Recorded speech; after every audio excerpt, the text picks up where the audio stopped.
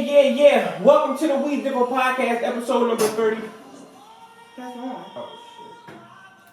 Don't ever go with the flow, be the flow. Yeah. And I don't need no middleman to talk with to my Hey. I understand if you don't understand. That's where we differ. Yeah. Welcome to the We Differ Podcast, episode number 34. The We Differ Podcast. I'm your host, Shells456, alongside my beautiful, lovely, and amazing co-host, E. We are in the building today. How are you feeling today? I'm great. How are you? I'm good. Chilling, maintaining, ready to pod, ready to get it in with this pod shit. You ready? I'm ready. Subscribe to YouTube. Subscribe, like, comment, all that good stuff. Yeah. We're gonna run these numbers up. For sure. We want to interact with y'all, man. For sure. Leave some comments on our YouTube. Definitely. And happy belated Valentine's Day for the lovers. We hope y'all enjoyed y'all Valentine's Day. We hope we all many more, or not, if y'all don't really like each other that much. However y'all want to go about that. And yeah. I asked you how your day was, right? Yeah. How was your weekend? My weekend was good. Everything was good. Everything's great, man. Okay, Everything's really good. You good? good? Yeah, I'm good. We had a chance to attend a Super Bowl party. Yes, we did. Congratulations to the motherfucking Rams for bringing home the victory. Shout out to Dr. Dre and the whole Aftermath camp, Snoop, all them. Shout out to Jay-Z for putting the whole thing together. You know what I'm saying? We gotta applaud them too. What did you think of the halftime show? Did you enjoy it thoroughly? Thoroughly. Was it good? Yeah, it was dope, man. That was my first Super Bowl halftime show that I've ever watched. Mm-hmm. And I didn't know what to expect. Mm-hmm. It was much shorter than what I expected. Yeah. But yeah, it was nice to see everybody, man. It was really nice. Yeah, it was dope. Nice little musical melody. But what is it called? Melanie? I don't know what you're trying to say. Medley. Oh. Yeah, just short clips of music. I thought it was dope. I liked what everybody did. I got super hyped when Kendrick came out. I like Eminem's like one of my favorite artists, rappers of all time. But I just think he performed the wrong song. I seen the internet going in on 50. I feel like a lot of people did the wrong song. I don't know. I don't think I feel that way. With the exception of Kendrick. I think Kendrick nailed it. I think Dre and Snoop nailed it. Even Mary, because Mary came out and she did the song she did with Dre.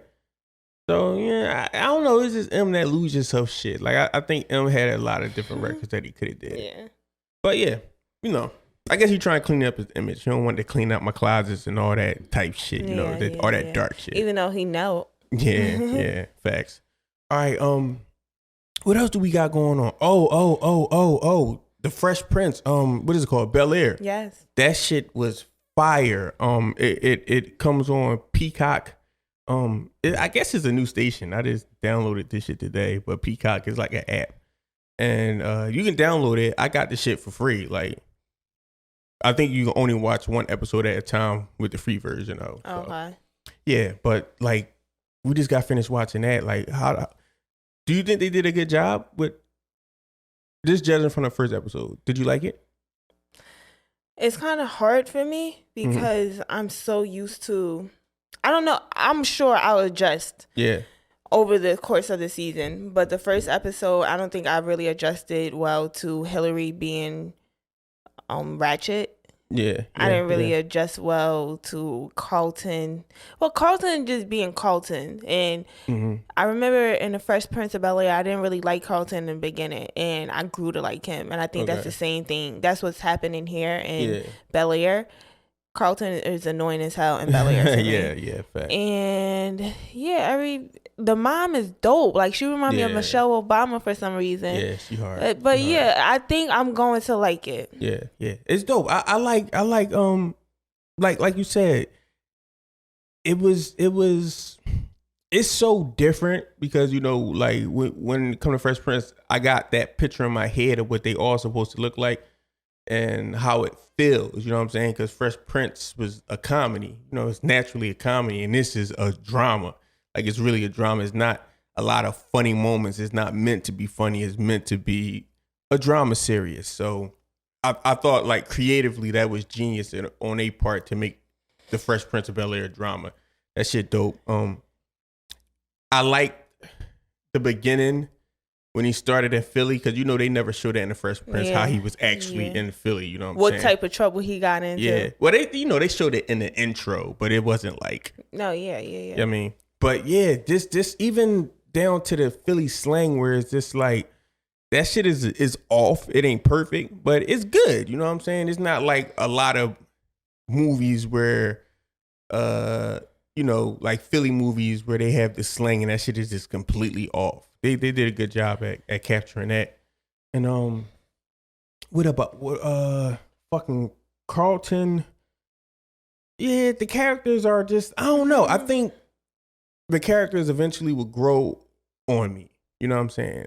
I don't think I had an issue with any of the characters, but like you were saying, like with Hillary, her being like ghetto, and that did throw me off. But then when you see her like on the internet, you know what I'm saying, you realize like, damn, she like engaging. It's just like a white person being ghetto because they got the internet now. You know what I'm saying? So like I can get it. She's not from the ghetto, but she can be ghetto because she's looking on the internet all day. She's like a socialite on the internet. You know what I'm saying? I like representation. Yeah, they did a really good job with representation. Yeah. Even Lisa on the show, like she's a bigger girl and she doesn't have really straight teeth and her she just looks a little bit more like a teenager now. And Carl, like people don't just look perfect. And I think in shows a lot of times they cast the perfect people. And it's a little bit more representation, even darker skin people on the show now. It's hard. It's hard. It's definitely like a different look for the Fresh Prince, but I think it's just so fresh. It's dope, man. Shouts out to them.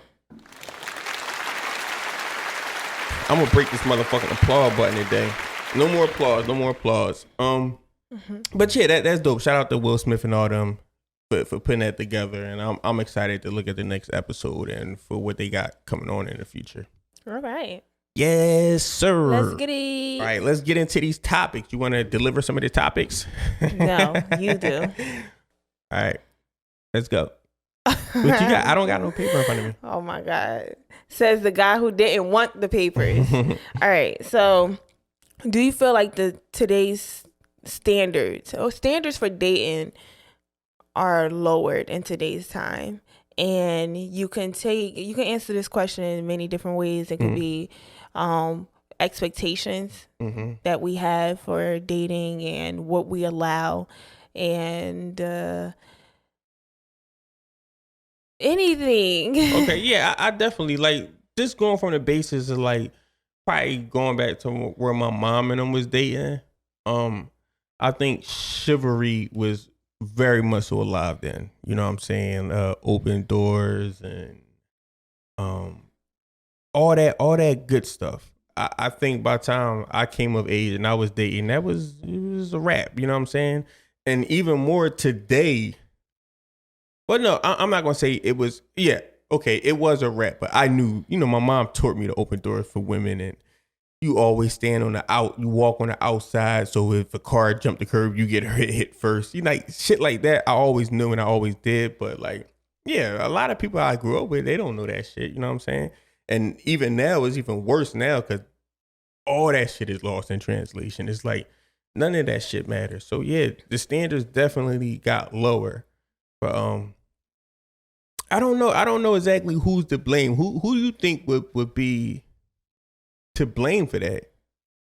I think it dates back to slavery. And I don't know if you guys have heard of the Jim Crow letters, but if you haven't looked that up, it's the breaking of a black man. And if these letters, so they'll say, some people will say those letters have not really been written or whatever, but I do believe that when during slavery, white people were very strategic. Mm-hmm. And I think the government, everybody has strategies, and to break a whole community, I think you probably did have to put those strategies in place. Yeah. So I think during slavery, the black man not being able to protect his family, and their woman being raped, whatever, killed, any of that, and just the man literally being beaten in front of his woman or his child.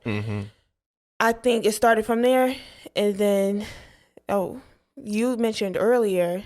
Yeah, I think from there it's just all types of trauma that just spiraled out of control since then. But like one that really sticks out in my head is like, cause I think we did bounce back. We was able to maintain good family, the family structure, probably from, I would say, from the 40s to the 50s, but 60s, 70s started getting shaky, in the 80s, the crack came, you know what I'm saying? And then it was like, if it all came crashing down again, when you took the man back out the home, you know what I'm saying? And then we went through that. So it's just like, I feel like we dealing with so many traumas, and it's not men to teach people, that teach kids how to behave in those social relationship type situations. So we just, we do whatever we do, you know what I'm saying? So whether the man has died in prison or he Strung on the out. street, exactly. So, we didn't have these fathers, so now we don't have these expectations to go by. Now we literally like we just throwing shit at the wall and see what sticks. And it come from seeing, you know what I'm saying? If you don't see your mom, if you don't see your dad kiss your mom, bring your mom flowers, hold your mom hand, if you don't see none of that stuff. Exactly. And now we're just settling for things. But I think ultimately, and I'm still in Shell's idea now with this, because he had mentioned it to me earlier. It's just about self-love. Because if we weren't presented with love when we were younger, or the correct form of love, and then we get older and now we're dating, we don't really have the representation. So we don't know what that looks like.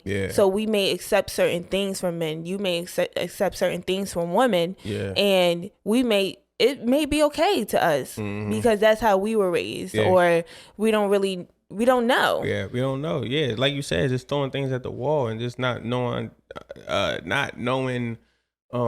how to be treated or how to love or how to be loved, and having all these holes in us and thinking that we can find somebody to fill them holes, and if we feel like that person filled them holes, that person could be hurting us. You know what I'm saying? And we just don't want you to leave because you make me feel good. Sometime, you know what I'm saying? So yeah, all that just mixed up in one it's crazy. And then everybody is savage now, you know what I'm saying? Like that's the thing, you know what I'm saying? I'm a savage. I'm a bad bitch. I'm gonna take a nigga money, you know what I'm saying? I'm a real nigga. I'm a fuck. And I'm gonna pay this bitch. I'm a chick on a bitch. And it's kind of like the love is just like not there. Yeah. You know what though? I don't want to be all dark, because I do see a lot. When I was coming up, it was kind of like uncool to be in a relationship. Kinda, you know what I'm saying? I think Jay-Z and Beyonce like kind of switched it on the culture, where it's like, okay, now it's cool to be in a relationship and committed, represent your girl and be committed. You know what I'm saying? You can be a street nigga and be in a committed relationship. You know what I'm saying? So I do see a lot of like couples doing big things, you know what I'm saying? African American couples, like YouTubers and shit like that, podcasters and shit like that. And in front of the cameras, it look all good, you know what I'm saying? So hopefully it is all good in real life. But yeah, the majority of what we see on social media and all that stuff is just bad. Yeah. But I just wanted to speak up for the ones that do got it. Right. And another thing I wanted to speak on is like actually dating. So when you're like courting a woman, or some women who court men, vice versa. Yeah. But the whole like Netflix and chill thing. So like I know when I was on a dating scene, men will hit like, oh, I just meet him and he's like, oh, you want to come over? Or can I come over? And that's an instant turn off. Like I would never ever let someone who I just met, who I do not know, come into my home ever. Do you think it's wrong? But I do, because it's a safety issue. Okay. Yeah. That's like a fact. there's women out here who are being kidnapped, raped, and like we're so susceptible to. Anything could get done to us. We can be taken advantage of so easily. Why welcome that? Yeah. So easily. It's not even like someone forced their way into your home. You welcomed it. Yeah. And not to say that just because you open your doors to someone that you welcomed being raped or anything, but you have to protect yourself. Yeah, you definitely, it is kind of wild. You definitely should get a feel for somebody before you go on and invite people over your home and all that stuff. But the act itself, like, I gotta admit that I can understand why people do it. You know what I'm saying? I've been in situations where it was just like, yo, I'm pulling up. And it was always done out of respect, but most of the times it was how I met them people. You know what I'm saying? If I meet you at a bar and you with your girlfriends and y'all wilding out and y'all drunk, you know what I'm saying? And we all drunk and we just chopping it up, and it's just like, I don't see me and you ever going anywhere. You know what I'm saying? Like, not going anywhere in terms of like going out, but like I'm talking about like me dating you and taking you serious because of how you acting out now. You know what I'm saying? Like, I don't want to date nobody like you. So yeah, the next morning or the next day, I'm like, oh, what's up with you? I'm trying to pull up. You know what I'm saying? And yeah, 9 times out of 10, them situations work if you was talking slick the night before. So like, I get it. Like, why take her out if you can this, you know what I'm saying? But that was a long time ago. But yeah, those situations I can understand sometimes, but it is a safety hazard, and you shouldn't be out here giving and I'm not giving like it away all easy. But if you want it, you want it. You know what I'm saying? Yeah, and I'm not like looking down on anyone or anything. Me personally, I don't live like that. But as far as dating, I don't see why I don't think anyone who wants to date would rather that. Yeah. So and that's going back to expectations. Our expectations being so low that we'll just allow these things, when in all reality, every woman wants to be flaunted. Every woman wants to be taken out. Every woman wants to see a nigga like, oh, you spend a little money. Yeah. And then sometimes, you know, it could be a situation where it's just a woman. Some women are so broken down. It's just like, they think that's how you get men. You know what I'm saying? Like, they think like, okay, yeah, I like this guy. If I say no, he's not going to like me no more. You know what I'm saying? So it's just so much to it. It's complex. And then you got some girls that just hoes. And that leads to, what you said, what you about to press? Nah, I ain't pressing that. What, Hold on, wait. Y'all niggas tripping. That was y'all niggas tripping.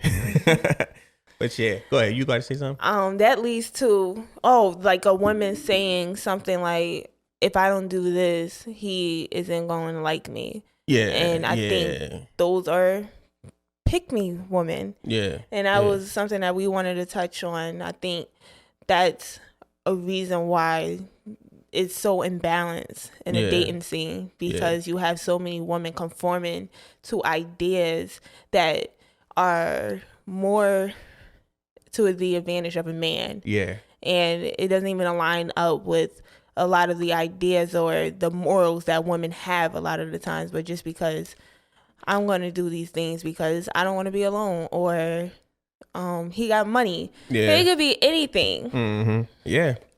Yeah, those are just bad situations where you just need to, I feel like people like that need to just sit down and just be alone for a while and just understand like what they chasing is the wrong thing. You know what I'm saying? It's never going to end good like that, because you got somebody that's just taking advantage of you, and you not knowing your worth. That person is never going to know your worth. You know what I'm saying? If you just stay in a situation like that, you're just going to be like that forever. You know what I'm saying? You never going to have the time to step back and be like, okay, really figure things out, learn yourself, love yourself. You know what I'm saying? Yeah. And I think it all boils down to, like, it sounds cheesy as fuck, but loving yourself. You know what I'm saying? You got to love yourself, bro. You got to attract what you want. You know what I'm saying? Like, if you be out what here, you want, huh? Be what you gotta be what you plan to attract. Yeah. You know what I'm saying? So yeah, you gotta sometimes you gotta take a step back and be lonely and really just work on the things in your life that you need to work on by yourself. Yeah, and I don't mean to. We don't mean to just make it seem like this is secluded to women. Men are pick me ass niggas as well. Sometimes that's it a could fact. be like, oh, I got this money. What your nigga doing for you? Like it's been. Wait. Let me just do some telltale signs. You know what I'm saying? You got the nigga in the bar, flashing money. That's one, like just pulling out wads of money, or nigga anywhere. You know what I'm saying? You can be going to a convenience store. You be in Walmart. You see a group of girls. You start pulling out money. Like that shit. It's weirdo shit to me. But like I was always taught to count money on the tables. You know what I'm saying? My mom taught me when you count your money on the table because it's disrespectful to count your money in front of people. You know what I'm saying? So I just never, you know, like that never been a thing. And then you got the what is it? The fucking pull your car up. Mm-hmm. Like the weirdos that pour their car up. Like you can be at a barbecue and you about to leave, you pull your car up and sitting on your car. Like this, people that want attention. You know what I'm saying? Like in those situations. So those are the people you want to stay away from. Like attention seeking weirdos. I forgot what I was gonna say, but either way, I think we can say like it's easy. It's not as easy as love yourself. It is as simple as love yourself, but it's not easy to just love yourself if we haven't been loved from our childhood. Yeah, and it's definitely a journey, and it's one that myself I'm on. Like everybody should be on a journey, and I aspire everyone to tackle that, like take that journey, and it's definitely a lonely journey though. And that the first thing you gotta do is like realize it's actually a thing, because we can get so caught up into who we are, like that become like the reality of it. Like this is who I am, and that's just how it is. You know what I'm saying? And that's never the case. You can always improve. You can always get better. So all that like, I was raised like this. I was brought up like this. This is how I protect myself. Like it's all excuses to fix yourself. Like you can always improve. From now until you're 100 years old, you can improve and change things and should become be a better forever you. evolving. And I think that's when we fall into the category of just being with someone because of how much we can bear, or that's how our love is determined, because she did these. She rolled out with me through a bid. I was dead cracked. She gave me her income tax. I had a baby on her. Yeah. Or a nigga like, oh, she hold it down for me and the kids. I got 8 kids and she plays stepmom. Like it's all of that. So just I don't think that love is even determined like that, but some people think that love is determined by what somebody do for you or the pain that exactly they've inflicted on you. Yep. Yeah, that's a fact. And this is all dangerous. It's all bad and it's all dangerous, man. And we gotta just see the signs and understand that shit is no bueno. No bueno. No bueno at all. Right. That's a fact. All right. So you wanted to talk about social media? Touch on that in this topic? Yeah, I kind of spoke on that like with the weirdos, but like as far as social media, it's just weird because when I was I'm used to like an era where you had to be who you said you was, you know what I'm saying? Like, and you had to prove that because people see you in the street, so you had to be who you said you was. And now it's like you can go on social media and you can kind of like be whoever you want to be. You know what I'm saying? You can go borrow your cousin Jordan's. You can go borrow your uncle car. You can, you know what I'm saying? Cash, borrow some money from your homies and or then, get the fake money. Or get fake money. Oh, do y'all know they have like real looking fake money? That's a fact. Yeah, and it's going on social media. You can act the fool and really fool people out here. You know what I'm saying? And they got the app where you could make abs. Everything is crazy.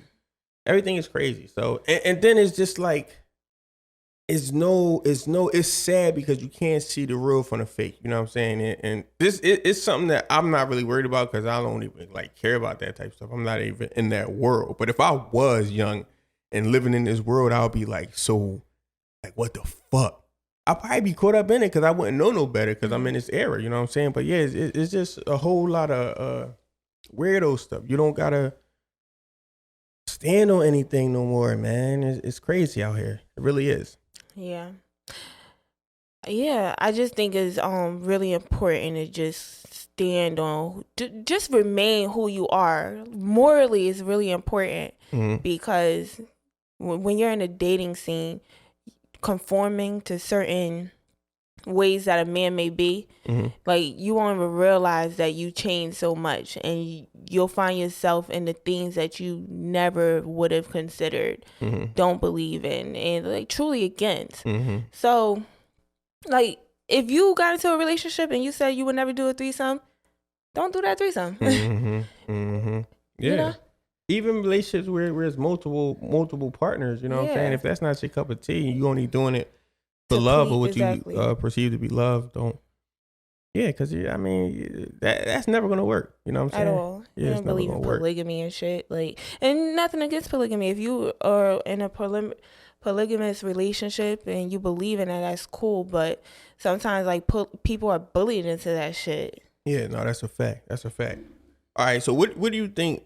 You think like creating some type of list? Like I remember back in the day, TLC Chili, she had this list, and I forgot like all the things that was on the list, and she's still single, I think.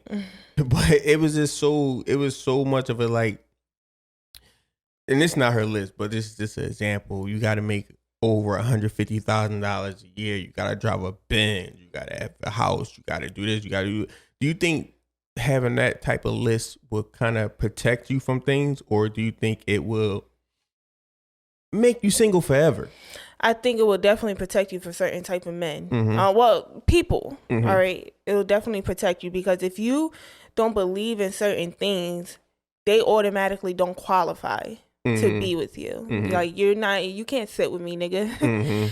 So in that sense, yeah, but also, someone.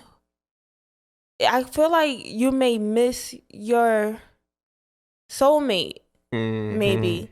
And I believe in soulmates, but you may miss your soulmate because of standards. And something that because I believe if you find your soulmate and y'all go on this journey of life together, you'll realize that you don't even care about a lot of the things that you thought you cared, and those standards that you had, it was just walls that you put up. Yeah. And I think a lot of times those like in-depth lists like that, it's like you can kind of like it. First of all, the material shit is like, it's kind of bullshit. You know what I'm saying? Like you shouldn't really like judge anybody on that merit like of material things. And like you said, you might end up missing out on your soulmate. You know what I'm saying? Like, I just feel like those lists is dangerous, and then you might end up being single for a long time. You know what I'm saying?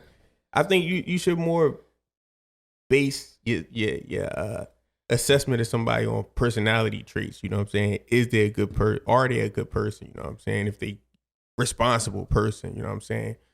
Because a lot of times them lists, you might check everything on the list.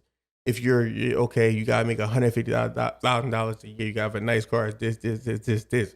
You find that person, and then it just end up being some. They might be a nice person, they might be somebody that you never fall in love with. Just because they check all the boxes don't mean you going to love them. You know what I'm saying? There might be something about them that irk you. You know what I'm saying?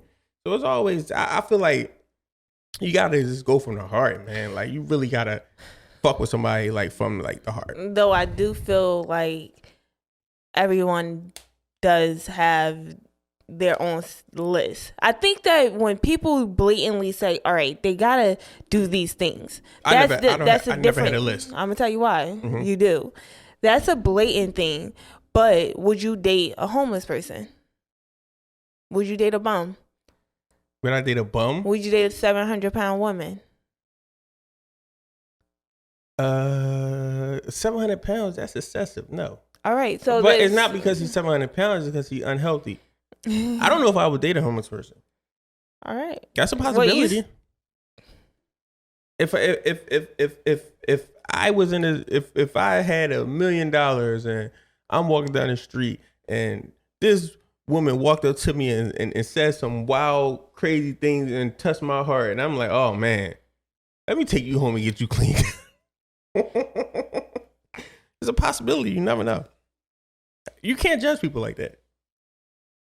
I know this is how I feel. If I have $1 million or not, Mm-hmm. a man on the street cannot.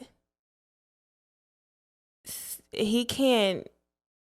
What? He can't enter my mind.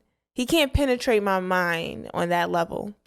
So why? If a homeless man now, or if I'm a millionaire, he can get some money out of me to get something to eat, but he can absolutely not ask for my number. He absolutely cannot say, can I come with you? There's certain things he can't penetrate my mind in that way. Remember we watching that video the other day where it's like the guy was this like it was like we watched like 3 of them, but the guy he cracked on a girl and she wasn't fucking with him at all, and then she came back outside of the store when she got finished shopping in the store. She came back outside and he was like sitting on his car and she had like a fucking Ferrari and shit, and then she walked by. She's like, "Oh, this your car?" And then she wanted to talk to him and shit. Like, what if it's a situation like that where not material thing, where this motherfucker was some type of fucking genius and got a divorce and like just had everything taken away from him, and he don't got to be in a sense of like homeless bummy. Like he just down on like Tyler Perry was sleeping in the back of his car. That's homeless, you know what I'm saying? Yeah, but I'm talking about an actual, like, on the streets. That's what I'm saying. He can't penetrate my mind in that way. So if, like, it was someone who was down. I'm talking about without a home. He was out bad. He was down bad, and he was sleeping in his car. And, like, he came into the bar and, like, sat down, was drinking water. He may have fooled me or something like that, but he was able to have an intellectual conversation or something. But once we went outside and I seen all his stuff, and he's like, yeah, I've been sleeping in my car. I'm not going to want to take on that man's problems. So that's another thing why I wouldn't do it. He wouldn't be able to enter my life because it'd be like, nah, you got problems and I'm not really looking to be your savior. That's respectable. That's respectable. I think a lot of times women, we find ourselves in situations where we feel like we can save men, and I'm sure Vice you guys versa. For sure. And I'm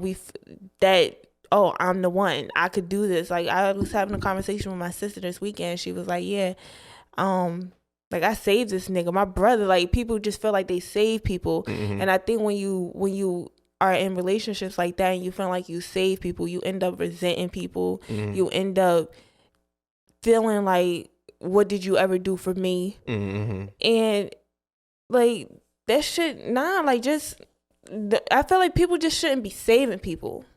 Yeah, it's I don't know. That's just a tough one. I can understand the homeless thing and not having a place and all that. But it always is the flip side of the thing, because financially, what if you right financially, but mentally, this man stimulates your mind like no other nigga ever did. This nigga teach you new things every single day. Like he's putting you on to so much game. Then he should be able to put himself in a position. He's just on hard times right now. What if he's been homeless for a week? He should have been able to put himself in a position to not be homeless. Yeah, I don't believe in that. I think sometimes things happen. That's a fact. That's a whole fact. But I totally can understand. If I were homeless, I wouldn't be trying to think like hook up with a nigga. I would literally be like, all right, what I'm gonna do. That wouldn't be my thought, to hook up with a nigga. And if I were, it was just to get a lick. Yeah, I mean, yes, I don't know. Sometimes energy, That man. should be the last. I don't know. I think thing sometimes you worried energy just about. clicks. Sometimes energies just click. And half these women date bum ass niggas And anyway. if energy just clicking, we gonna meet each other later on in life when you get yourself together, brother. Facts. We had some technical difficulties. We recorded this episode a few times, so we low on battery. Yeah, low on battery. I'm here vocally, and I'm gonna put up a picture of me doing some wild shit. But we gonna wrap this one up. We had a good conversation this episode. We are the We Differ Podcast. Tap in on YouTube, subscribe, like, and comment, and we'll talk to y'all next Tuesday. Yeah, y'all have a great week. Peace.